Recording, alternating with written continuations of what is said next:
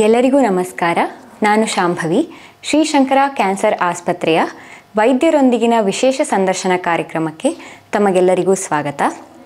ಇತ್ತೀಚಿನ ದಿನಗಳಲ್ಲಿ ಸಾಮಾನ್ಯವಾಗಿ ಗಂಡಸರಲ್ಲಿ ಕಂಡುಬರುವಂತಹ ಪ್ರಾಸ್ಟೇಟ್ ಗ್ರಂಥಿಗೆ ಕುರಿತಾದಂತಹ ರೋಗಗಳಲ್ಲಿ ಒಂದಾದ ಪ್ರಾಸ್ಟೇಟ್ ಕ್ಯಾನ್ಸರ್ನ ಕುರಿತು ಹೆಚ್ಚಿನ ಮಾಹಿತಿಯನ್ನು ತಿಳಿದುಕೊಳ್ಳಲು ನಮ್ಮೊಂದಿಗೆ ತಜ್ಞ ವೈದ್ಯರಿದ್ದಾರೆ. Doctor Srivatsa N, consultant uro oncologist ಹಾಗೂ ರೋಬೋಟಿಕ್ ಸರ್ಜನ್, ಶ್ರೀಶಂಕರ ಕ್ಯಾನ್ಸರ್ ಆಸ್ಪತ್ರೆ ಮತ್ತು ಸಂಶೋಧನಾ ಕೇಂದ್ರ. ತಮಗೆ ಈ ಕಾರ್ಯಕ್ರಮಕ್ಕೆ ಸ್ವಾಗತ ಸರ್. ಧನ್ಯವಾದಗಳು ಶಾಂಭವಿ. ಎಲ್ಲ ವೀಕ್ಷಕರಿಗೂ ನನ್ನ ನಮಸ್ಕಾರ. ಸರ್, ಮೊದಲನೇದಾಗಿ ಪ್ರಾಸ್ಟೇಟ್ ಗ್ರಂಥಿ ಅಂದರೆ ಏನು? ಮನುಷ್ಯನಲ್ಲಿ ಎಲ್ಲಿ ಕಂಡುಬರುತ್ತೆ ಪ್ರಾಸ್ಟೇಟ್ ಗ್ರಂಥಿ? ಇದೊಂದು ಸಾಮಾನ್ಯವಾಗಿ ಎಲ್ಲರೂ ಕೇಳುವಂಥ ಒಂದು ಪ್ರಶ್ನೆ. ಪ್ರಾಸ್ಟೇಟ್ ಗ್ಲ್ಯಾಂಡ್ ಅಂದರೆ ಎಲ್ಲಿರುತ್ತೆ, ನಾವು ನೋಡೇ ಇಲ್ಲ, ಕೇಳೇ ಇಲ್ಲ ಇದ್ರ ಬಗ್ಗೆ ಅಂತ. ಪ್ರಾಸ್ಟೇಟ್ ಗ್ಲ್ಯಾಂಡ್ ಅನ್ನೋದು ಪುರುಷರಲ್ಲಿ ಮಾತ್ರ ಕಂಡುಬರುವಂತಹ ಒಂದು ಆರ್ಗನ್. ಇದು ರಿಪ್ರೊಡಕ್ಟಿವ್ ಸಿಸ್ಟಮ್ನಲ್ಲಿ ಇರುವಂತಹ ಒಂದು ಗ್ರಂಥಿ. ಇದರಿಂದಾಗಿ ಸ್ಪರ್ಮ್ಸ್ ಅಥವಾ ವೀರ್ಯಗಳು ಅಂತ ನಾವೇನು ಹೇಳ್ತೀವಲ್ಲ, ಅದರ ಒಂದು ಇಂಪ್ರೊವೈಸೇಷನ್ ಅಥವಾ ಮೆಚುರೇಷನ್ ಆಗುತ್ತೆ. ಅದರಿಂದಾಗಿ ಮಕ್ಕಳಾಗೋದಕ್ಕೆ ಅನುವಾಗುತ್ತೆ. ಪ್ರಾಸ್ಟೇಟ್ ಗ್ಲ್ಯಾಂಡ್ ಎಲ್ಲಿರುತ್ತೆ ಅಂತ ಹೇಳಿದರೆ, ಅದು ನಮ್ಮ ಯೂರಿನರಿ ಸಿಸ್ಟಮ್ಗೆ ತುಂಬ ಹತ್ತಿರವಾಗಿ ಸೇರಿಕೊಂಡಿರುತ್ತೆ. ಯೂರಿನರಿ ಬ್ಲ್ಯಾಡರ್ ಕೆಳಗಡೆ ಈ ಪ್ರಾಸ್ಟೇಟ್ ಗ್ರಂಥಿ ಇರುತ್ತೆ. ಯೂರಿನರಿ ಬ್ಲ್ಯಾಡರ್ನಿಂದ ಹೊರಗೆ ಬರುವಂಥ ಮೂತ್ರನಾಳ ಏನಿದೆಯಲ್ಲ, ಈ ಮೂತ್ರನಾಳವನ್ನು ಈ ಪ್ರಾಸ್ಟೇಟ್ ಗ್ಲ್ಯಾಂಡು ಕಂಪ್ಲೀಟಾಗಿ ಆವರಿಸ್ಕೊಂಡಿರುತ್ತೆ. ಸಾಮಾನ್ಯವಾಗಿ ಒಂದು 25 ವರ್ಷದ ವಯಸ್ಸಿನ ಪುರುಷನಲ್ಲಿ ಈ ಪ್ರಾಸ್ಟೇಟ್ ಗ್ಲ್ಯಾಂಡ್ ಒಂದು ಸಣ್ಣ ನಿಂಬೆಹಣ್ಣಿನ ಗಾತ್ರದಷ್ಟು ಮಾತ್ರ ಇರುತ್ತೆ. ಪ್ರಾಸ್ಟೇಟ್ ಗ್ಲ್ಯಾಂಡ್ ಪ್ರಕೃತಿ ಹೇಗಿರುತ್ತೆ ಅಂತಂದರೆ, ವಯಸ್ಸು ಆಗ್ತಾ ಈ ಗ್ಲ್ಯಾಂಡ್ನ ಸೈಜ್ ದೊಡ್ಡದಾಗ್ತಾ ಹೋಗುತ್ತೆ. ಹಾಗಾಗಿ ಸಾಮಾನ್ಯ ಒಂದು 60 ವಯಸ್ಸಿನ ವ್ಯಕ್ತಿ ಒಬ್ಬರಿಗೆ ನಾವು ಪರೀಕ್ಷೆ ಮಾಡಿ ನೋಡಿದಾಗ ಈ ಪ್ರಾಸ್ಟೇಟ್ ಗ್ಲ್ಯಾಂಡ್ 15 ಗ್ರಾಮ್ ಅಲ್ಲದೆ ಒಂದು 30-40 ಗ್ರಾಮ್ ತನಕ ಇರುವಂತಹ ಸಾಧ್ಯತೆಗಳು ಕೂಡ ಇರುತ್ತೆ. ಸರ್, ಹಾಗಿದ್ದಲ್ಲಿ ಈ ಪ್ರಾಸ್ಟೇಟ್ ಕ್ಯಾನ್ಸರ್ ಸಾಧಾರಣವಾಗಿ ಯಾವ ವಯೋಮಿತಿಯ ಪುರುಷರಲ್ಲಿ ಹೆಚ್ಚಾಗಿ ಕಂಡುಬರುತ್ತೆ? ಇದು ತುಂಬ ಸಾಮಾನ್ಯವಾಗಿ ಕಂಡುಬರುವಂಥದ್ದು ಅಥವಾ ವಿರಳವ ಇದು? ಪ್ರಾಸ್ಟೇಟ್ ಗ್ಲ್ಯಾಂಡ್ ಕ್ಯಾನ್ಸರ್ ಹಿಂದಿನ ದಿನಗಳಲ್ಲಿ ತುಂಬ ವಿರಳವಾಗಿ ಕಾಣ್ಬರ್ತಾ ಇತ್ತು. ಹೆಚ್ಚಾಗಿ ನಮ್ಮ ಭಾರತ ದೇಶದಲ್ಲಾಗಲಿ ಅಥವಾ ಇಂಡಿಯನ್ ಸಬ್ ಕಾಂಟಿನೆಂಟ್ ಅಂತ ನಾವೇನು ಕರಿತೀವಲ್ಲ, ಈ ರೀತಿಯಾದಂತಹ ದೇಶಗಳಲ್ಲಿ ಸಾಮಾನ್ಯವಾಗಿ ತುಂಬ ವಿರಳವಾಗಿ ಕಾಣಸಿಗ್ತಾ ಇದ್ದಂತಹ ಒಂದು ಕ್ಯಾನ್ಸರ್. ಆದರೆ ಪಾಶ್ಚಾತ್ಯ ದೇಶಗಳಲ್ಲಿ this is the most common solid organ cancer ಅಂತಂದರೆ, ಅತಿ ಹೆಚ್ಚು ಪ್ರಮಾಣದಲ್ಲಿ ಕಾಣಸಿಗುವಂತಹ ಕ್ಯಾನ್ಸರ್ ಅಂತಂದರೆ ಪ್ರಾಸ್ಟೇಟ್ ಕ್ಯಾನ್ಸರ್. ಇತ್ತೀಚಿನ ದಿನಗಳಲ್ಲಿ ಅಂತಂದರೆ ಕಳೆದ ಒಂದು 2 ದಶಕಗಳಿಂದ ನಮ್ಮ ಭಾರತ ದೇಶದಲ್ಲಿ ಕೂಡ ಈ ಪ್ರಾಸ್ಟೇಟ್ ಕ್ಯಾನ್ಸರ್ ಹೆಚ್ಚಾಗಿ ಕಾಣಿಸ್ತಾ ಇದೆ. ಇದಕ್ಕೆ ಸಾಮಾನ್ಯವಾಗಿ ಪಾಶ್ಚಾತ್ಯೀಕರಣ ಒಂದು ಕಾರಣ ಅಂತ ನಾವು ತಿಳ್ಕೊಳ್ತೇವೆ. ಹಿಂದೆಲ್ಲ ಪ್ರಾಸ್ಟೇಟ್ ಕ್ಯಾನ್ಸರ್ ಸಾಮಾನ್ಯವಾಗಿ 80 ವರ್ಷಕ್ಕಿಂತ ಮೇಲ್ಪಟ್ಟ ವಯಸ್ಸಿನವರಿಗೆ ಬರ್ತಾ ಇತ್ತು. ಆದರೆ ಇತ್ತೀಚಿನ ದಿನಗಳಲ್ಲಿ ನಾವು 45-50 ವರ್ಷಕ್ಕೆ ಕೂಡ ಪ್ರಾಸ್ಟೇಟ್ ಕ್ಯಾನ್ಸರ್ ಆಗ್ತಾ ಇರೋದನ್ನು ಕಾಣ್ತಾ ಇದ್ದೇವೆ. ಹಾಗಿದ್ದಾಗಲೂ ಇವತ್ತಿಗೂ ಸಹ ಸಾಮಾನ್ಯವಾಗಿ ಈ ಕ್ಯಾನ್ಸರ್ 60 ವರ್ಷಕ್ಕಿಂತ ಮೇಲ್ಪಟ್ಟವರಲ್ಲಿ ಹೆಚ್ಚಿನ ಪ್ರಮಾಣದಲ್ಲಿ ಕಾಣಿಸ್ಕೊಳ್ಳುತ್ತೆ. ಸರ್, ನೀವು ಹೇಳಿದ್ರಿ ಪುರುಷರಲ್ಲಿ ಹೆಚ್ಚಾಗಿ ಕಂಡುಬರುವಂಥ ಈ ಕ್ಯಾನ್ಸರ್ ಸಾಮಾನ್ಯವಾಗಿ 60 ವರ್ಷದ ವಯೋಮಿತಿಯಲ್ಲಿ ನೋಡಬಹುದು ಅಂತ. ಇದು ಬೇರೆ ರೀತಿ ಬರುವಂತಹ ಕ್ಯಾನ್ಸರ್ಗಳಿಗಿಂತ ಹೇಗೆ ವಿಭಿನ್ನವಾಗಿದೆ ಸರ್? ಒಂದು ಇಂಪಾರ್ಟೆಂಟ್ ಕ್ವೆಶ್ಚನ್ ಅಂತ ನಾನು ಭಾವಿಸ್ತೀನಿ. ಯಾಕೆ ಅಂತಂತಂದರೆ, ಸಾಮಾನ್ಯವಾಗಿ ಮೋಸ್ಟ್ ಕಾಮನ್ ಕ್ಯಾನ್ಸರ್ ಅಂತಂದಾಗ ಎಲ್ಲರಿಗೂ ಒಂದು ಆತಂಕ ಉಂಟಾಗುತ್ತೆ. ಒಂದು. ಎರಡನೇದು, ಕ್ಯಾನ್ಸರ್ ಅಂದ ಕೂಡಲೇ ಸಾಕಷ್ಟು ಜನರಿಗೆ ತುಂಬ ಒಂದು ಭಯ ಆಗುವಂತಹ ಒಂದು ಪ್ರಸಂಗ ಅದು. ಮನೆಯಲ್ಲಿ ಯಾರಿಗಾದರೂ ಕ್ಯಾನ್ಸರ್ ಇದೆ ಅಂತಾಗಲಿ, ಬಂಧು ಬಳಗಕ್ಕಾಗಲಿ, ನೆಂಟರಿಗಾಗಲಿ, ಸ್ನೇಹಿತರಿಗಾಗಲಿ, ಯಾರಿಗೇ ಆದರೂ ಸಹಿತ ಕ್ಯಾನ್ಸರ್ ಆಗಿದೆ ಒಬ್ಬ ವ್ಯಕ್ತಿಗೆ ಅಂದ ಕೂಡಲೇ ನಮಗೆಲ್ಲ ತುಂಬ ಆತಂಕ ಆಗುತ್ತೆ. ಆ ನಿಟ್ಟಿನಲ್ಲಿ ನಾವು ಹೇಳ್ಬೋದು ಅಂತಂತಂದರೆ, ಪ್ರಾಸ್ಟೇಟ್ ಕ್ಯಾನ್ಸರ್ ಒಂದು ವಿಭಿನ್ನವಾಗಿ ನಡವಳಿಕೆ ಉಳ್ಳಂತಹ ಒಂದು ಕ್ಯಾನ್ಸರ್. ಪ್ರಾಸ್ಟೇಟ್ ಕ್ಯಾನ್ಸರ್ ಸಾಮಾನ್ಯವಾಗಿ ತುಂಬ ಮೈಲ್ಡ್ ಕ್ಯಾನ್ಸರ್ ಅಂತ ನಾವು ಅದನ್ನು ಪರಿಗಣಿಸ್ತೀವಿ. ಯಾಕೆ ಅಂತಂದರೆ ಈ ಕ್ಯಾನ್ಸರ್ ತುಂಬ ನಿಧಾನವಾದ ಗತಿಯಲ್ಲಿ ಬೆಳವಣಿಗೆಯನ್ನು ಕಾಣುತ್ತೆ ಮತ್ತು ಅದು ನಿಧಾನವಾಗಿ ದೊಡ್ಡದಾಗಿ ನಿಧಾನವಾಗಿ ಬೇರೆ ಆರ್ಗನ್ಸ್ಗೆ ಹರಡೋದಾಗಲಿ ಅಥವಾ ಅಲ್ಲಿಂದ ಹರಡಿದ ಮೇಲೆ ಅಲ್ಲಿಂದ ಅದಕ್ಕೆ ವ್ಯಕ್ತಿಗೆ ತೊಂದರೆ ಆಗುವಂತಹ ಒಂದು ಪ್ರಸಂಗ ಸಾಮಾನ್ಯವಾಗಿ ನಮಗೆ ಕಾಣುತ್ತೆ.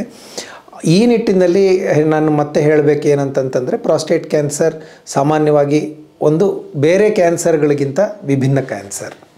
ಸರ್, ಈ ಪ್ರಾಸ್ಟೇಟ್ ಕ್ಯಾನ್ಸರ್ ಬರೋದಕ್ಕೆ ಸಾಮಾನ್ಯವಾದ ಕಾರಣಗಳೇನು ಹಾಗೂ ಇದು ಅನುವಂಶೀಯವ? ಪ್ರಾಸ್ಟೇಟ್ ಕ್ಯಾನ್ಸರ್ ಆಗಲಿ ಅಥವಾ ಯಾವುದೇ ಒಂದು ಕ್ಯಾನ್ಸರ್ ಆಗಲಿ ಸಾಮಾನ್ಯವಾಗಿ ಇವತ್ತಿನ ದಿನಗಳಲ್ಲಿ ಅದು ಹೆಚ್ಚಿನ ಪ್ರಮಾಣದಲ್ಲಿ ಎನ್ವಿರಾನ್ಮೆಂಟಲ್ ಕಾಸಸ್ ಅಥವಾ ನಮ್ಮ ವಾತಾವರಣಗಳಲ್ಲಿ ಆಗುವಂತಹ ಏರುಪೇರುಗಳು ಅಥವಾ ನಮ್ಮ ಒಂದು ವಾತಾವರಣದ ಎಕ್ಸ್ಪೋಜರ್ನಿಂದಾಗಿ ಬರುವಂಥ ಕ್ಯಾನ್ಸರ್ಸ್ ಆಗಿರುತ್ತೆ. 10-12% ಜನರಲ್ಲಿ ಈ ಪ್ರಾಸ್ಟೇಟ್ ಕ್ಯಾನ್ಸರ್ ಅನುವಂಶೀಯವಾಗಿ ಕೂಡ ಬರೋದಕ್ಕೆ ಸಾಧ್ಯತೆ ಇರುತ್ತೆ. ಸಾಮಾನ್ಯವಾಗಿ ಅನುವಂಶೀಯವಾಗಿ ಬರುವಂಥ ಕ್ಯಾನ್ಸರ್ನ ಪ್ರಮಾಣ ತುಂಬ ಕಡಿಮೆ. ಅಂತಂದರೆ ಬ್ರೆಸ್ಟ್ ಕ್ಯಾನ್ಸರ್ ಆಗಿರಬಹುದು, ಕೋಲಾನ್ ಕ್ಯಾನ್ಸರ್ ಆಗಿರಬಹುದು, ಓವೇರಿಯನ್ ಕ್ಯಾನ್ಸರ್ ಆಗಿರಬಹುದು, ಯಾವುವು ಅನುವಂಶೀಯವಾಗಿ ಬರುವಂತಹ ಕೆಲವು ಥೈರಾಯ್ಡ್ ಕ್ಯಾನ್ಸರ್, ಅನುವಂಶೀಯವಾಗಿ ಬರುವಂತಹ ಈ ಕ್ಯಾನ್ಸರ್ಸ್ ಏನಿದಾವಲ್ಲ ಅದಕ್ಕಿಂತಲೂ ಸ್ವಲ್ಪ ಹೆಚ್ಚಿನ ಪ್ರಮಾಣದಲ್ಲಿ ಪ್ರಾಸ್ಟೇಟ್ ಕ್ಯಾನ್ಸರ್ ಹೆರಿಡಿಟ್ರಿ ಟೆಂಡೆನ್ಸಿ ಇರುತ್ತೆ. ಹಾಗಿದ್ದಾಗಲೂ ಇನ್ನೂ ಉಳಿದ 90% ಪ್ರಾಸ್ಟೇಟ್ ಕ್ಯಾನ್ಸರ್ ಆಗೋದಕ್ಕೆ ಸಾಮಾನ್ಯವಾದ ಕಾರಣಗಳು ಅಂತಂತಂದರೆ ತಂಬಾಕುವಿನ ಸೇವನೆ. ಪ್ರಮುಖವಾಗಿ ನಾ ಹೇಳಬೇಕಂತಂದರೆ ತಂಬಾಕುವಿನ ಸೇವನೆ ಯಾವುದೇ ರೀತಿಯಲ್ಲಾಗಿರಬಹುದು. ಅಂತಂದರೆ ಸಿಗರೇಟ್, ಬೀಡಿ, ಜರ್ದ, ಪಾನ್ಪರ, ಗುಟ್ಕಾ, ತಂಬಾಕು, ಕಡ್ಡಿ ಸೊಪ್ಪು, ಕಡ್ಡಿ ಪುಡಿ, ಹೊಗೆ ಸೊಪ್ಪು, ಈ ರೀತಿಯಾದಂತಹ ಯಾವುದೇ ಒಂದು ತಂಬಾಕುವಿನ ಮಿಶ್ರಣದಿಂದ ಅದರ ಸೇವನೆಯಿಂದ ಪ್ರಾಸ್ಟೇಟ್ ಕ್ಯಾನ್ಸರ್ ಉಂಟಾಗುವಂಥ ಸಾಧ್ಯತೆ ಜಾಸ್ತಿ ಆಗುತ್ತೆ. ಎರಡನೇದಾಗಿ ಪ್ರೊಸೆಸ್ಡ್ ಫುಡ್ಸ್ ಅಂತಂದರೆ ಈ ಪ್ಯಾಕೆಟ್ ಫುಡ್ಸ್ ತಿನ್ನೋದಾಗಲಿ ಅಥವಾ ಎಕ್ಸೆಸಿವ್ ಸಾಲ್ಟ್ ಇರುವಂತಹ ಐಟಮ್ಸನ್ನು ತಿನ್ನೋದಾಗಲಿ, ಈ ರೀತಿಯಾಗಿ ಅಂದರೆ ಅರ್ಬನೈಸ್ಡ್ ಫುಡ್ಸ್ ಅಂತ ನಾವೇನು ಹೇಳ್ತೀವಲ್ಲ, ಈ ರೀತಿಯಾದಂತಹ ಆಹಾರ ಸೇವನೆಯಿಂದ ಪ್ರಾಸ್ಟೇಟ್ ಕ್ಯಾನ್ಸರು ಅತಿ ಹೆಚ್ಚು ಪ್ರಮಾಣದಲ್ಲಿ ಪಾಶ್ಚಾತ್ಯ ದೇಶಗಳಲ್ಲಿ ಕಂಡು ಬರ್ತಾ ಇದೆ. ಇವತ್ತಿನ ದಿನಗಳಲ್ಲಿ ನಮ್ಮ ದೇಶದಲ್ಲೂ ಅದೇ ರೀತಿಯಾದಂತಹ ಆಹಾರ ಪದ್ಧತಿಗಳನ್ನು ನಾವು ಅಳವಡಿಸ್ಕೊಳ್ತಾ ಇದ್ದೀವಿ. ಹಾಗಾಗಿ ಈ ಒಂದು ಇದರಿಂದಾಗಿ ಪ್ರಸಂಗದಿಂದಾಗಿ ಪ್ರಾಸ್ಟೇಟ್ ಕ್ಯಾನ್ಸರ್ ನಮ್ಮ ದೇಶದಲ್ಲೂ ಇತ್ತೀಚಿನ ದಿನಗಳಲ್ಲಿ ಹೆಚ್ಚಾಗ್ತಾ ಇದೆ. ಮೂರನೇದಾಗಿ ರೆಡ್ ಮೀಟ್ ಕನ್ಸಂಪ್ಷನ್ ಅಂತಂದರೆ ಮಾಂಸಾಹಾರ ಸೇವನೆ. ಅತಿ ಹೆಚ್ಚು ಮಾಂಸಾಹಾರ ಸೇವನೆ ಮಾಡೋದ್ರಿಂದ ಈ ಪ್ರಾಸ್ಟೇಟ್ ಕ್ಯಾನ್ಸರ್ನ ರಿಸ್ಕ್ ಜಾಸ್ತಿ ಆಗುತ್ತೆ. ನಾಲ್ಕನೇದಾಗಿ ಬೊಜ್ಜು. ಅತಿ ಹೆಚ್ಚು ಬೊಜ್ಜು ಇದ್ದಾಗ ಪ್ರಾಸ್ಟೇಟ್ ಕ್ಯಾನ್ಸರ್ ಉಂಟಾಗುವಂತಹ ಸಾಧ್ಯತೆಗಳು ಜಾಸ್ತಿ ಇರುತ್ತೆ. ಐದನೇದಾಗಿ ಹೇಳಬೇಕು ಅಂತಂತಂದರೆ ಅತಿ ಹೆಚ್ಚು ಮದ್ಯಪಾನ ಮಾಡೋದ್ರಿಂದ, ಅಂತಂದರೆ ಎಕ್ಸೆಸಿವ್ ಆಲ್ಕೋಹಾಲ್ ಕನ್ಸಂಪ್ಷನ್, ಇದರಿಂದ ಕೂಡ ಪ್ರಾಸ್ಟೇಟ್ ಕ್ಯಾನ್ಸರ್ನ ರಿಸ್ಕು ಜಾಸ್ತಿ ಆಗ್ತಾ ಇದೆ. ಸರ್, ಈಗ ಪ್ರಾಸ್ಟೇಟ್ ಕ್ಯಾನ್ಸರ್ ತನಗೆ ಬಂದಿದೆ ಅಂತ ಒಬ್ಬ ಮನುಷ್ಯನಿಗೆ ಗೊತ್ತಾಗಬೇಕಾದಲ್ಲಿ ಅದರ ರೋಗ ಲಕ್ಷಣಗಳು ಹೇಗಿರುತ್ತೆ ಸರ್? ಪ್ರಾಸ್ಟೇಟ್ ಕ್ಯಾನ್ಸರ್ ರೋಗ ಲಕ್ಷಣಗಳು ಅಂತಂದಾಗ ಮತ್ತೆ ಇದು ಒಂದು ಸ್ವಲ್ಪ ನಮಗೆಲ್ಲ ಕನ್ಫ್ಯೂಷನ್ ಮಾಡುವಂತಹ ಒಂದು ಪ್ರಸಂಗ ಇದು. ಯಾಕೆ ಅಂತಂದರೆ ನಾನು ತಮಗೆ ಹಿಂದೆ ಹೇಳಿದ್ದೀನಿ, ಪ್ರಾಸ್ಟೇಟ್ ಗ್ಲ್ಯಾಂಡ್ ಏನಿದೆ ಅದು ಮೂತ್ರನಾಳದ ಸುತ್ತ ಆವರಿಸ್ಕೊಂಡಿರುತ್ತೆ. ಪ್ರಾಸ್ಟೇಟ್ ಕ್ಯಾನ್ಸರ್ ಉಂಟಾಗುವಾಗ ಪ್ರಾರಂಭಿಕ ಹಂತಗಳಲ್ಲಿ ಈ ಪ್ರಾಸ್ಟೇಟ್ ಗ್ಲ್ಯಾಂಡ್ ಎನ್ಲಾರ್ಜ್ ಆಗ್ತಾ ಮೂತ್ರನಾಳವನ್ನು ಅದು ಸಂಕುಚಿತಗೊಳಿಸ್ತಾ ಬರುತ್ತೆ, ಅಂತಂದರೆ ನ್ಯಾರೋ ಮಾಡ್ತಾ ಬರುತ್ತೆ. ಆವಾಗ ಏನಾಗುತ್ತೆ ಅಂತಂದರೆ ವ್ಯಕ್ತಿಗೆ ಮೂತ್ರ ವಿಸರ್ಜನೆಯಲ್ಲಿ ಕೆಲವು ತೊಂದರೆಗಳು ಉಂಟಾಗಬಹುದು. ಮೂತ್ರ ವಿಸರ್ಜನೆಯಲ್ಲಿ ತೊಂದರೆಗಳು ಅಂತಂತಂದರೆ ಏನು ಅಂತಂದರೆ, ಒಂದು ನಮಗೆ ಮೂತ್ರ ಚೀಲ ತುಂಬಿದೆ, ನಾವು ಈಗ ಮೂತ್ರ ವಿಸರ್ಜನೆ ಮಾಡಬೇಕು ಅಂತ ಒಂದು ಭಾವನೆ ಬಂದ ಮೇಲೆ ನಾವು ರೆಸ್ಟ್ ರೂಮ್ಗೆ ಹೋಗೋ ತನಕ ನಮ್ಮ ಕೈಯಲ್ಲಿ ಮೂತ್ರ ಕಂಟ್ರೋಲ್ ಮಾಡಲಿಕ್ಕೆ ಆಗದೇ ಇರೋಂಥ ಒಂದು ಪರಿಸ್ಥಿತಿ. ಕೆಲವೊಮ್ಮೆ ಮೂತ್ರ ವಿಸರ್ಜನೆಗೆ ವ್ಯಕ್ತಿ ತಯಾರಾಗಿದ್ದ ಮೇಲೆ ಕೂಡ ಒಮ್ಮೆಗೆ ಮೂತ್ರ ವಿಸರ್ಜನೆ ಶುರು ಆಗದೆ ಕೆಲವು ಕ್ಷಣಗಳು ಅಥವಾ ಕೆಲವು ಕಾಲ ಅವರು ಆ ವ್ಯಕ್ತಿ ಅಲ್ಲೇ ಕಾದು ನಂತರ ಮೂತ್ರ ವಿಸರ್ಜನೆಯನ್ನು ಪ್ರಾರಂಭಿಸುವಂತಹ ಒಂದು ಸ್ಥಿತಿ. ಒಂದೇ ಸಮನೆ ಮೂತ್ರ ವಿಸರ್ಜನೆ ಆಗದೆ ನಿಂತು ಮೂತ್ರ ವಿಸರ್ಜನೆ ಆಗುವಂತಹ ಒಂದು ಪರಿಸ್ಥಿತಿ, ಅಥವಾ ಮೂತ್ರ ವಿಸರ್ಜನೆ ಪೂರ್ಣ ಆದ ಮೇಲೆ ಕೂಡ ಆ ವ್ಯಕ್ತಿಗೆ ಮೂತ್ರ ವಿಸರ್ಜನೆ ಸಂಪೂರ್ಣವಾಗಿ ಆಗಿದೆ, ನಮ್ಮ ಮೂತ್ರಚೀಲ ಸಂಪೂರ್ಣವಾಗಿ ಖಾಲಿಯಾಗಿದೆ ಅನ್ನೋ ಒಂದು ಭಾವನೆ ಬರದೇ ಇರುವಂತಹ ಒಂದು ಸ್ಥಿತಿ, ಅದನ್ನು ಇನ್ಕಂಪ್ಲೀಟ್ ಸೆನ್ಸ್ ಆಫ್ ಎಂಪ್ಟಿಯಿಂಗ್ ಅಂತ ಕರಿತೀವಿ. ಅಥವಾ ಪದೇ ಪದೇ ಮೂತ್ರ ವಿಸರ್ಜನೆ ಮಾಡುವಂತಹ ಒಂದು ಪರಿಸ್ಥಿತಿ. ಕೆಲವೊಮ್ಮೆ ರಾತ್ರಿ ಮಲಗಿದ ಮೇಲೆ ಮೂತ್ರ ವಿಸರ್ಜನೆ ಮಾಡಬೇಕು ಅಂತ ಹೇಳಿಕೊಂಡು ಪದೇ ಪದೇ ಹೇಳುವಂತಹ ಒಂದು ಪರಿಸ್ಥಿತಿ. ತುಂಬ ಅಪರೂಪಕ್ಕೆ ಮೂತ್ರ ಮಾಡುವಾಗ ಉರಿಯಾಗುವಂಥದ್ದು. ಈ ರೀತಿಯಾದಂತಹ ಕೆಲವು ರೋಗ ಲಕ್ಷಣಗಳು ಕಾಣಬಹುದು. ಇಲ್ಲಿ ವಿಪರ್ಯಾಸ ಏನು ಅಂತಂತಂದರೆ, ನಾನು ಇನ್ನೊಂದು ಮಾತು ಹೇಳಿದೆ ತಮಗೆ, ವಯಸ್ಸಾದ ಮೇಲೆ ಎಲ್ಲ ಗಂಡಸರಿಗೂ ಈ ಪ್ರಾಸ್ಟೇಟ್ ಗ್ರಂಥಿ ದೊಡ್ಡದಾಗ್ತಾ ಹೋಗುತ್ತೆ, ಎಲ್ಲ ಪುರುಷರಿಗೂ ಇದು ದೊಡ್ಡದಾಗೇ ಆಗುತ್ತೆ. ಅಂದರೆ ಎಲ್ಲರಿಗೂ ಕ್ಯಾನ್ಸರ್ ಇರೋದಿಲ್ಲ. ಹಾಗಾಗಿ ಒಂದು ಈ ವಯೋಸಹಜವಾದ ಪ್ರಕೃತಿ ಏನಿದೆ, ದೊಡ್ಡದಾಗುವಂತಹ ಪ್ರಕೃತಿ, ಆ ಈ ಸ್ಟೇಟಸ್ನ ಕೂಡ ಬಿನೈನ್ ಪ್ರಾಸ್ಟೇಟಿಕ್ ಹೈಪರ್ಪ್ಲೇಸಿಯಾ ಅಂತ ಕರಿತೀವಿ. ಅದರಲ್ಲಿ ಕೂಡ ಇದೇ ರೀತಿಯಾದಂತಹ ರೋಗ ಲಕ್ಷಣಗಳು ಇರ್ತವೆ. ಸೊ ಪ್ರಾಸ್ಟೇಟ್ ಕ್ಯಾನ್ಸರ್ನ ಪ್ರಾರಂಭಿಕ ಹಂತದಲ್ಲಿ ಯಾವ ರೀತಿಯಾದಂತಹ ರೋಗ ಲಕ್ಷಣಗಳಿರ್ತಾವೋ, ಬಿನೈನ್ ಎನ್ಲಾರ್ಜ್ಮೆಂಟ್ ಅಥವಾ ಕ್ಯಾನ್ಸರ್ ಇಲ್ಲದೆಯೇ ಆಗುವಂತಹ ಎನ್ಲಾರ್ಜ್ಮೆಂಟ್ನಲ್ಲಿ ಕೂಡ ಅದೇ ರೀತಿಯಾದಂತಹ ರೋಗ ಲಕ್ಷಣಗಳಿರ್ತವೆ. ನಾನು ತಮ್ಮ ಒಂದು ಅಂದಾಜಿಗೆ ಹೇಳಬೇಕು ಅಂತಂದರೆ, ಒಂದು 10ರಿಂದ 12,000 ಜನರಿಗೆ ಯಾರಿಗೆ ಈ ರೀತಿಯಾದಂಥ ರೋಗ ಲಕ್ಷಣಗಳಿರ್ತಾವೋ ಅದರಲ್ಲಿ ಕೇವಲ 2 ಪ್ರಾಸ್ಟೇಟ್ ಕ್ಯಾನ್ಸರ್ ಇರ್ತದೆ, ಮಿಕ್ಕಿದವರಿಗೆ ಇರೋದಿಲ್ಲ. ಬಟ್ ಈ ರೋಗ ಲಕ್ಷಣದಿಂದ ಮಾತ್ರ ನಮಗೆ ಪ್ರಾಸ್ಟೇಟ್ ಕ್ಯಾನ್ಸರ್ ಇದೆಯಾ ಅಥವಾ ವಯೋಸಹಜವಾದ ಎನ್ಲಾರ್ಜ್ಮೆಂಟ್ ಇದೆಯಾ ಅಂತ ತಿಳ್ಕೊಳ್ಳೋದು ಕಷ್ಟ. ಇದು ಒಂದು ಟ್ರಿಕಿ ಸಿಚುವೇಶನ್ ಅಂತಲೇ ನಾನು ಹೇಳ್ತೀನಿ. ಎರಡನೇದಾಗಿ, ಈ ಕ್ಯಾನ್ಸರ್ ಏನಾದರೂ ಹೈಯರ್ ಸ್ಟೇಜಸ್ಸಿಗೆ ಹೋದರೆ, ಅಂತಂದರೆ ಹೆಚ್ಚಿನ ಹಂತಗಳಲ್ಲಿ ಅದು ಯಾವ ರೀತಿಯಾದಂಥ ತೊಂದರೆಗಳನ್ನು ಕೊಡುತ್ತೆ ಅಂತಂದರೆ, ಮೈಕೈಯಲ್ಲಿ ನೋವು ಬರುವಂಥದ್ದು, ಮೂಳೆಗಳಲ್ಲಿ ನೋವು ಬರುವಂಥದ್ದು, ಎಸ್ಪೆಷಲಿ ಬೆನ್ನಿನ ಮೂಳೆಗಳಲ್ಲಿ ನೋವು ಬರುವಂಥದ್ದು, ಆಹಾರ ಸೇವನೆ ಕಡಿಮೆ ಆಗುವಂತಹ ಒಂದು ಪ್ರಕ್ರಿಯೆ, ದೇಹದ ತೂಕ ಕಡಿಮೆ ಆಗುವಂಥದ್ದು, ತುಂಬ ಅಪರೂಪವಾಗಿ ಮೂತ್ರದಲ್ಲಿ ರಕ್ತ ವಿಸರ್ಜನೆ ಆಗೋದು, ಈ ರೀತಿಯಾದಂತಹ ರೋಗ ಲಕ್ಷಣಗಳು ಕಾಣಬಹುದು. ಆದರೆ ಇವೆಲ್ಲ ಅಡ್ವಾನ್ಸ್ಡ್ ಸ್ಟೇಜಸ್ನಲ್ಲಿ ಕಾಣುವಂತಹ ರೋಗ ಲಕ್ಷಣಗಳು. ಪ್ರಾರಂಭಿಕ ಹಂತಗಳಲ್ಲಿ ಎಷ್ಟೋ ವ್ಯಕ್ತಿಗಳಿಗೆ ರೋಗ ಲಕ್ಷಣಗಳೇ ಇಲ್ಲದೇ ಇರಬಹುದು, ಅಥವಾ ಮೂತ್ರ ವಿಸರ್ಜನೆಯಲ್ಲಿ ಏನಾದರೂ ಒಂದು ಸಣ್ಣ ಏರುಪೇರು ಆಗಿರಬಹುದು. ಸರ್, ನೀವು ಹೇಳಿದ್ರಿ ಪ್ರಾರಂಭಿಕ ಹಂತದಲ್ಲೇ ಕೆಲವೊಬ್ಬರಿಗೆ ಯಾವುದೇ ರೋಗ ಲಕ್ಷಣಗಳು ಕಾಣೋದಿಲ್ಲ ಅಂತ. ಅದು ಒಂದಾದರೆ ಕೆಲವೊಮ್ಮೆ ರೋಗ ಲಕ್ಷಣಗಳೇ ಕಾಣದೇ ಇರಬಹುದು. ಆ ರೀತಿ ಇದ್ದಾಗ ಅದನ್ನು ಹೇಗೆ ಪತ್ತೆ ಹಚ್ಚಲಾಗತ್ತೆ? ಮತ್ತೊಂದು ಒಳ್ಳೆಯ ಪ್ರಶ್ನೆ ಶಾಂಭವಿ ಅವರೇ. ಯಾಕೆ ಅಂತಂದರೆ, ನಾನೀಗಷ್ಟೇ ಹೇಳಿದೆ ಪ್ರಾರಂಭಿಕ ಹಂತಗಳಲ್ಲಿ ರೋಗ ಲಕ್ಷಣಗಳು ಇಲ್ಲದೇ ಇರಬಹುದು ಅಂತ. ಪ್ರಾರಂಭಿಕ ಹಂತದಲ್ಲಿ ನಾವು ಕಾಯಿಲೆಯನ್ನು ಕಂಡುಹಿಡ್ಕೊಂಡ್ರೆ ಇದಕ್ಕೆ ಗುಣ ಆಗುವಂತಹ ಅವಕಾಶಗಳು ಕೂಡ ತುಂಬ ಅತಿ ಹೆಚ್ಚು ಪ್ರಮಾಣದಲ್ಲಿ ಇರುತ್ತೆ. ಹಾಗಾಗಿ ರೋಗ ಲಕ್ಷಣಗಳು ಇಲ್ಲದೆ ಹೋದಾಗ್ಲೂ ಈ ಕಾಯಿಲೆಯನ್ನು ಪತ್ತೆ ಹಚ್ಚಲಿಕ್ಕೆ ಆಗುತ್ತಾ ಅಂತ ನಾವು ತಿಳ್ಕೊಳ್ಬೇಕು. ಪತ್ತೆ ಹಚ್ಚಲಿಕ್ಕೆ ಆಗುತ್ತೆ ಅಂತಂದರೆ ನಾವು ಖಂಡಿತವಾಗ್ಲೂ ಅದನ್ನು ಒಂದು ಗಮನದಲ್ಲಿಟ್ಕೊಂಡು ಅದನ್ನು ಪರಿಶೀಲನೆ ಮಾಡಿಸ್ಕೊಂಡು ಆ ಕಾಯಿಲೆಯನ್ನು ಗುಣಪಡಿಸ್ಕೊಳ್ಳೋದಕ್ಕೆ ಅವಕಾಶ ಮಾಡಿಕೊಳ್ಬೇಕು. ಪ್ರಾರಂಭಿಕ ಹಂತದಲ್ಲಿ ರೋಗ ಲಕ್ಷಣಗಳು ಇಲ್ಲದೇ ಇರುವಾಗಲೂ ನಾವು ಈ ಕ್ಯಾನ್ಸರ್ನ ತುಂಬ ಸುಲಭವಾಗಿ ಸ್ಕ್ರೀನಿಂಗ್ ಮೂಲಕ ಪತ್ತೆ ಹಚ್ಚಬಹುದು. ಸ್ಕ್ರೀನಿಂಗ್ ಕೂಡ ತುಂಬ ಸರಳವಾಗಿ ನಡೆಯುವಂತಹ ಒಂದು ಪ್ರಕ್ರಿಯೆ. ಆ ಪ್ರಕ್ರಿಯೆಯಿಂದ ಅತಿ ಹೆಚ್ಚು ಪ್ರಮಾಣದಲ್ಲಿ ಪ್ರಾಸ್ಟೇಟ್ ಕ್ಯಾನ್ಸರ್ನ ಪತ್ತೆ ಹಚ್ಚಲಿಕ್ಕೆ ಸಾಧ್ಯ ಇರುತ್ತೆ.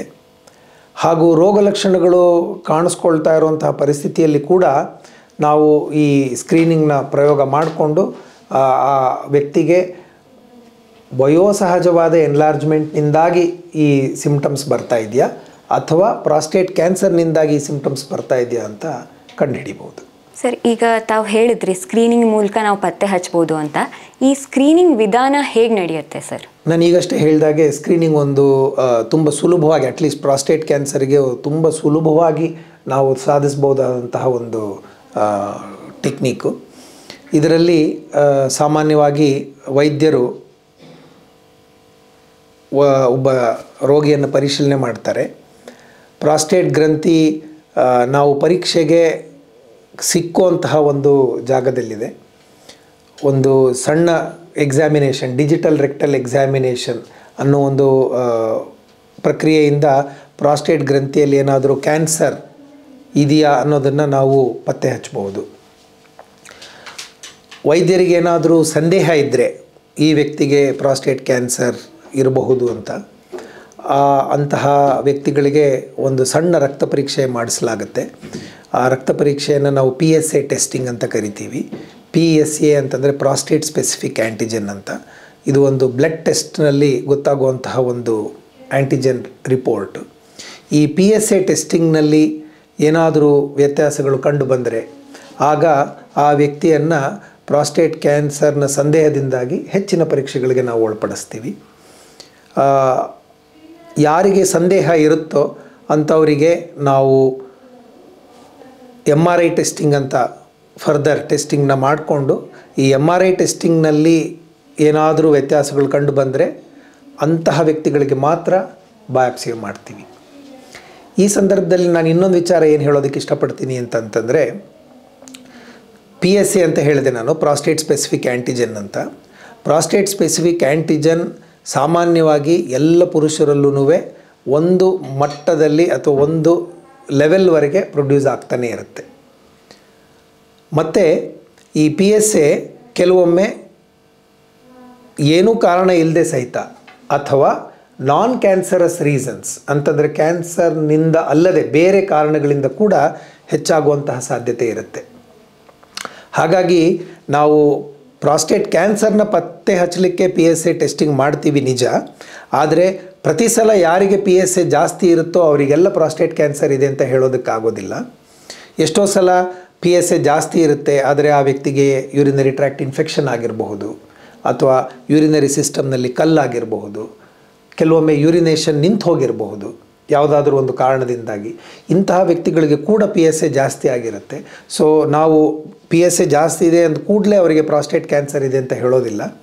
ಅವರಿಗೆ ಬೇರೆ ಇದೆ ಯಾವುದಾದ್ರೂ ತೊಂದರೆ ಇದೆಯಾ, ಇದರಿಂದಾಗಿ PSA ಹೆಚ್ಚಾಗಿದೆಯಾ ಅನ್ನೋದನ್ನೆಲ್ಲ ನಾವು ಪರಿಶೀಲನೆ ಮಾಡಿಬಿಟ್ಟು ಅವು ಯಾವುವು ಇಲ್ಲ ಅಂತಂದರೆ ಮಾತ್ರ ಪ್ರಾಸ್ಟೇಟ್ ಕ್ಯಾನ್ಸರ್ ಇರಬಹುದಾ ಅನ್ನೋ ಒಂದು ಸಂದೇಹದ ಮೇರೆಗೆ ಫರ್ದರ್ ಟೆಸ್ಟಿಂಗ್ MRI ಅಥವಾ ಬಯಾಪ್ಸಿ ಅನ್ನೋ ಟೆಸ್ಟಿಂಗ್ಗಳನ್ನು ಮಾಡ್ತೀವಿ.